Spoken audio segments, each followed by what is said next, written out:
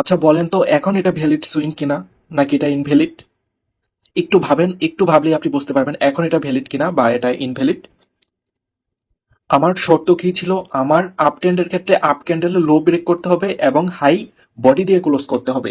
তো আমি দেখি এখানে আমার আপ ক্যান্ডেলে লো ব্রেক হয়েছে এবং এখানে আপ ক্যান্ডেলের হাই এখানে উইক দিয়ে ক্লোজ হয়েছে। তো এটাকে আমরা কিন্তু ইনভ্যালিড সুইং ধরবো।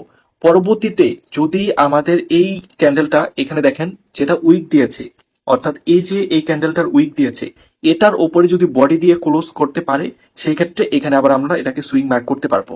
বুঝতে পারেন নাই? আবার বুঝাই দিচ্ছি। ওকে, একটু কেটে নেই আমি। আমার শর্ত হচ্ছে এই ক্যান্ডেলটার হাইয়ে বডি দিয়ে ক্লোজ করতে হবে, কিন্তু এখানে দেখতে পাচ্ছি আমাদের উইক দিয়ে ক্লোজ দিয়েছে। যেই ক্যান্ডেলটার উইক দিয়ে ক্লোজ করছে ওই ক্যান্ডেলটার উপরে আবার বডি দিয়ে যদি ক্লোজ করতে পারে, সেক্ষেত্রে আমরা এটাকে ভ্যালিড সুইং মার্ক করব।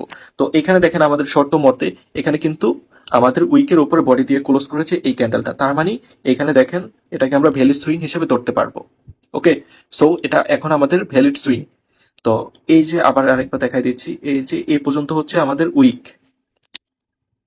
এ পর্যন্ত হচ্ছে আমাদের উইক এবং এই উইকটাকে আমাদের বডি দিয়ে ক্লোজ করছে। তার মানে এখন আমরা এখানে ভ্যালিড সুইং মার্ক করতে পারবো। এইখানে যখন একটা উইক হয়ে যাচ্ছে, অর্থাৎ আমাদের যে লাস্ট ক্যান্ডেলটা ছিল যেটার হাই ব্রেক করতে হবে, এই উইকটাকে আর পরে আমরা প্রাধান্য দিব না, এই উইকটার কথা ভুলেই যাব। অর্থাৎ এই উইক ভুলে তখন আমরা এই উইকটাকে আমরা আমাদের শর্ত হিসেবে ধরে নিব, এই উইকের হাইকে বডি দিয়ে ক্লোজ করতে হবে, অর্থাৎ ব্রেক করতে হবে, তাহলে আমরা সুইং সুইং মার্ক করবো।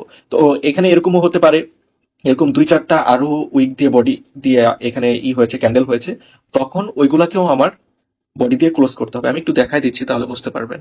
আচ্ছা বলেন তো এখন এটা ভ্যালিড সুইং কিনা? আমার উইক কিন্তু এখন আর এটা না, আমার টার্গেট হচ্ছে এই উইকটাকে ব্রেক করতে হবে। কারণ আমার আগের উইকটাকে এই উইক দিয়ে সেটাকে ব্রেক করে ফেলছে, তার মানে আমার এখন আমার হাতে নতুন উইক আছে, এই নতুন উইককে আমাদের বডি দিয়ে ক্লোজ করতে হবে।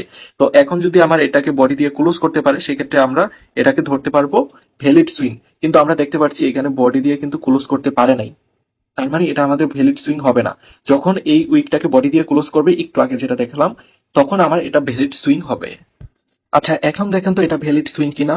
আমাদের শর্ত মতে এটা ছিল ফার্স্ট এইখানে হাই ব্রেক করতে হবে এই উইকটাকে, এই উইকটাকে ব্রেক করতে পারে নাই, নেক্সট উইক, নেক্সট আরেকটা উইক হয়েছে। সো আমাদের টার্গেট ছিল নেক্সট উইকটার হাই ব্রেক করতে হবে। সো নেক্সট উইকের হাই দেখতে পাচ্ছি বডি দিয়ে ব্রেক করতে পারে নাই, এখানেও উইক দিয়ে ব্রেক করেছে। তো আমার এখানেও ভ্যালিড সুইং হবে না, কারণ আমার এখানে যেই পরবর্তী উইকটা ছিল সেই উইকটাকেও বডি দিয়ে ক্লোজ করতে পারে নাই।